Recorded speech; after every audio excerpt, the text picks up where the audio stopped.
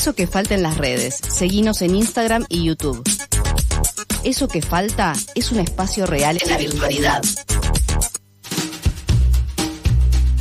Bien, amigos, amigas, seguimos en Eso que falta. Estuvimos charlando con María del Carmen Verdú acerca de lo que sucedía o que puede llegar a suceder luego del triunfo de La Libertad Avanza este domingo. Ahora es el turno de charlar con nuestras compañeras, amigas de Falta Sobra. En este caso estamos en comunicación con Noemí Giosa Suazúa, que nos va a traer un caso específico, que es el caso de Belén, para poder contextualizarlo en una realidad que padecemos muchas mujeres. Hola, Noemí, ¿cómo estás? Hola, ¿qué tal? ¿Me escuchan bien? Te escuchamos perfecto. Decíamos al comienzo, en la presentación, que vamos a trabajar en un caso para poder expandirlo o contextualizarlo en una realidad de feminización de la pobreza, mortalidad materna, embarazos no deseados, etcétera, ¿verdad? Exacto. Bueno, no sé si la audiencia ha visto la película, por eso voy a hacer una mini síntesis y luego voy a hacer algunos análisis para cerrar con un mensaje. Por un lado, la historia de Belén es un caso real de una joven muchacha de Tucumán, de condición humilde, que vive con sus padres, hermanos, hermanas, y llega al hospital acompañada de su madre con fuertes dolores abdominales, ¿no? Se ve en la película, que está basada en el libro de Ana Correa, que es Somos Belén, que es maltratada por el médico. Tiene en ese momento en el hospital un aborto espontáneo sin ella saber que estaba embarazada. Y bueno, se ven entre el personal del hospital y la policía que se encontraba en ese mismo hospital. Después en el libro, leyendo el libro de Ana, cuenta que es un hospital donde siempre hay policía. Arman una causa que la criminalizan a Belén, acusándola de haberse ella provocado un aborto, que en ese momento, 2014, era penalizado por ley. Esta historia fue llevada al cine, se estrenó este año y fue nominada para representar a nuestro país en los premios Oscar del 2026. Entonces lo traemos por lo que vos comentás, lo traemos a la columna porque esto nos permite volver a muchos de los análisis que hacemos aquí en esta columna, y donde, bueno, yo voy a recordar o profundizar ese análisis en el marco del caso de Belén para después retomarlo, ¿no? Hay una cuestión que quiero analizar a partir de esto, que es la cuestión de clase, ¿no? Que vincula a las mujeres o cuerpos gestantes, la pobreza y el acceso al aborto. Por un lado, existe lo que llamamos feminización de la pobreza, es decir, existe una mayor incidencia de la pobreza en mujeres que en varones. Y es un fenómeno que viene creciendo. En la Argentina, voy a dar un numerito, en el 2023, era del 29% esta brecha. Es decir, la proporción de mujeres adultas que vivían en hogares pobres era un 29% mayor que la proporción de varones adultos que viven en hogares pobres. Eso mide el indicador. Esto era en el 2023 en Argentina, pero en el 2001 era del 3%. Ahí vemos el crecimiento, ¿no? El crecimiento el crecimiento, esto va acompañado del crecimiento de la pobreza y de que quienes, digamos, se incorporan a la condición de pobreza son hogares que tienen más mujeres.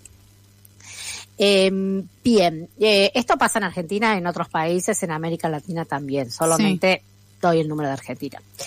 Bueno, la feminización de la pobreza es que lo que nos está diciendo es que la pobreza no es neutral al género. Se explica por muchos de los factores que nosotros venimos analizando en esta columna, ¿no? Que la voy a sintetizar para darle, digamos, contenido. Por un lado, las mujeres tenemos mayores tasas de participación en el trabajo de cuidado no remunerado de nuestros familiares, que esto es un límite para que nos insertemos en el mercado de trabajo. Y allí tenemos una menor tasa de participación en el mercado de trabajo remunerado con respecto a los varones, y tenemos jornadas inestables, empleos más informales y peor pagos. También tenemos un acceso limitado a los servicios financieros, a las cuentas bancarias y al patrimonio. Esto lo anuncio así para no llenar de números, pero todo esto está documentado y está cuantificado. Okay. Es decir, que en síntesis, bueno, hay varias condiciones que explican que hay más mujeres que hombres que habitan hogares pobres. Ahora, lo que voy a pasar a analizar mínimamente ahora es el vínculo, la estrecha relación que dan los estudios entre mujeres pobres, gestaciones infantiles y adolescentes y abortos. Al menos los que llegan a las estadísticas públicas, ¿no? Bien. Luego voy a retomar la película y decir que de todo esto aparece, lo pone en la mesa la película de Belén, de discusión. Existe una fuerte correlación entre pobreza y altas tasas de embarazos, y especialmente en adolescentes, donde son más frecuentes las violaciones. En menores ingresos, el acceso a la información de salud reproductiva es más restringido, los embarazos no deseados y las maternidades a edades tempranas limitan las oportunidades para trabajar, para educarte, lo que hace que las mujeres en estas condiciones generan menos ingresos, y estos son todos factores que estoy mencionando que retroalimentan y aumentan el circuito de la pobreza, ¿no? Sí. También, bueno, algo que estuvo muy presente en el debate por el aborto legal y seguro en nuestro país es que la falta de acceso a los servicios de aborto seguro en países que tienen leyes que lo restringen, ¿no? Y que esto afecta particularmente a las mujeres pobres, porque no es que mujeres de clase media no se hagan abortos, pero recurren a otros sistemas de salud más protegidos, que de todos modos es problemático, pero digamos el riesgo de vida es menor, ¿sí? Entonces, digamos, la imposibilidad cuando existen estas restricciones para acceder a los abortos seguros puede lleva a maternidades forzadas, ¿no? Las cuales perpetúan más, digamos, la desigualdad y la pobreza. Clarísimo.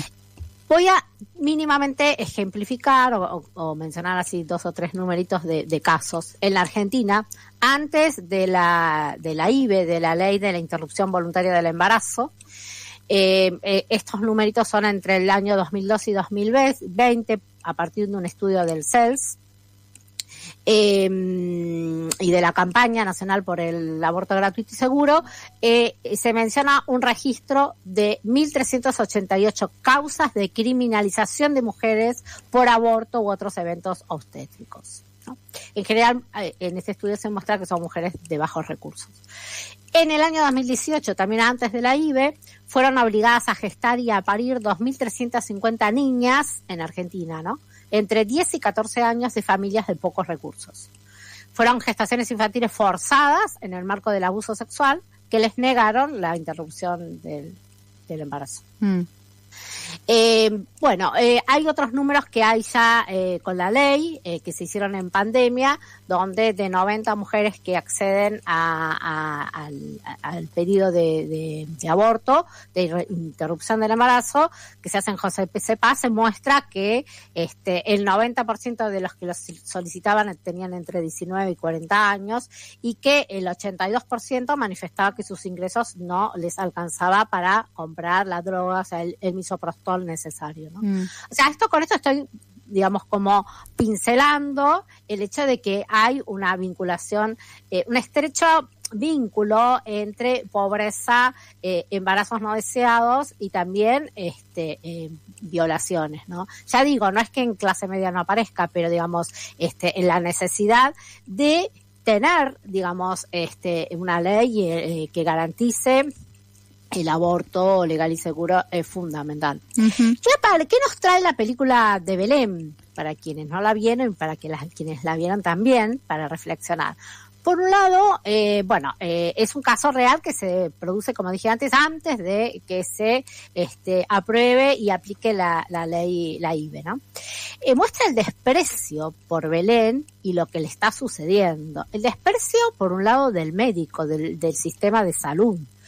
Y el desprecio del sistema judicial, el prejuicio y la criminalización del sistema judicial impune, porque se lo muestra en la película, de la fiscal que la tiene que defender y de los jueces que la consideran culpable sin contar siquiera con una investigación adecuada, digamos, sin siquiera, digamos, haberse ocupado de ver qué es lo que había sucedido. La acusan de homicidio y la derivan a prisión, condenada por 8 años por un homicidio que lo catalogan como doblemente agravado por el vínculo. Ahora, también muestra la película el sentido de la lucha. Por eso es una película que, digamos, termina bien y que da mucha energía. Yo cuando la vi salí muy energizada y creo que en estos momentos es muy necesario. Porque en la película se expone el modo en que un grupo reducido de mujeres en Tucumán, que comienzan con las denuncias para dar a conocer este caso, se llega a multitudes, hasta la llegada a Tucumán del colectivo Ni Una Menos y de Mumalá para militar y exigir la liberación de Belén, que había sido condenada, como dije, por la realidad había sido un aborto espontáneo. Uh-huh. Y también muestra los valores y la ética de algunos profesionales de la justicia, que es, en este caso, la abogada Soledad Esa, que la interpreta Dolores Fonsi, bueno, ha estado en todos los medios, y que ella resuelve defenderla y lograr que Belén sea liberada, y Belén, que fue encarcelada en el 2014, es absuelta y liberada en el año 2016, ¿no? El caso de Belén influyó mucho en el debate público con respecto a la IVE, para mostrar la necesidad de despenalizar el aborto. Si bien no es un caso donde Belén va a abortar, sino que tuvo un aborto espontáneo, pero bueno, sí pone, digamos, sobre la mesa toda la problemática, ¿no?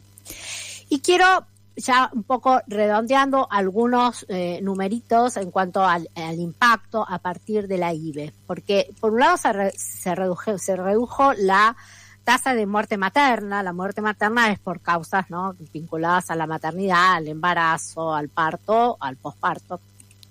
También la muerte materna por causas de aborto, ¿sí? Donde, digamos, se supone, lo que se aspira es que sea cero la tasa, pero se redujo. También se redujeron los embarazos adolescentes a la mitad entre el 2018 y 2023.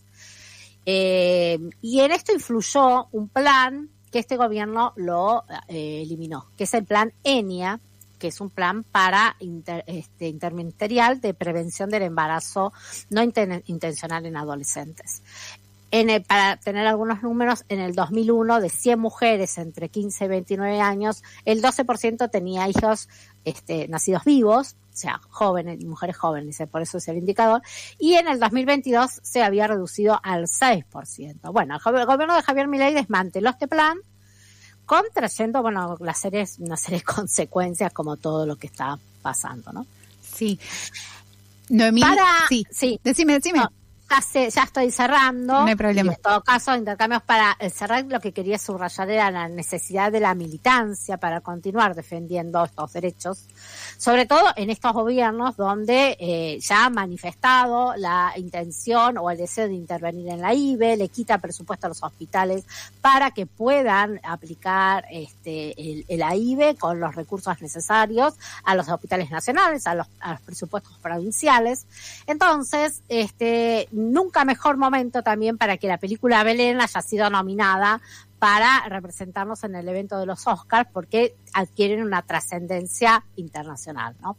Bueno, hablé mucho. Pero no, perfecto. Te quería decir que es súper interesante a través de un caso en particular poder, digamos, analizar un contexto muy específico que tiene que ver con esto que ustedes trabajan y analizan casi todas las columnas, que tienen que ver, bueno, con la feminización de la pobreza, con la vulnerabilidad también de muchas personas que en el acceso a la salud, bueno, en fin, una serie de dimensiones que quizás no se ven o se analizan de forma macro. Quizás en este caso puntual, el caso de Belén y de la película, nos permite entrar por una particularidad para analizar esto que bien estabas diciendo. Por un lado, las diferentes dificultades y las vulneraciones que recibe un grupo y un sector de la sociedad muy determinado, y por el otro, esto último que decís, que me parece sumamente importante, que es la conquista y la defensa de los derechos a través de la lucha de los feminismos en la calle, ¿no? Como que son dos variables súper necesarias en estos contextos que, como decíamos, son muy complejos. Absolutamente, porque la película lo que hace es humanizar la problemática, ¿no? Entonces pues yo recomiendo verla porque a veces se habla así en abstracto y se dicen muchas cosas, pero bueno, uno ve el caso real y ve el padecimiento, ¿no? Y cómo se suceden las cosas. Noemí, te agradecemos un montón. Hecha entonces la recomendación para ir a ver la peli con estos datos en la cabeza y con estas también análisis y pensamientos como para poder contextualizar también la peli. Te agradecemos un montón y nos encontramos en 15 días, ¿te parece? Buenísimo, perfecto. Bueno, muchísimas gracias y buenas tardes. Gracias, Noemí. Quien estaban escuchando se llama Noemí Giosa Sazúa, es economista y parte de Falta Sobra, nuestra columna de economía feminista que se da una vez cada 15 días. Nosotras vamos a escuchar ahora a Pascuala y Fauna haciendo usted.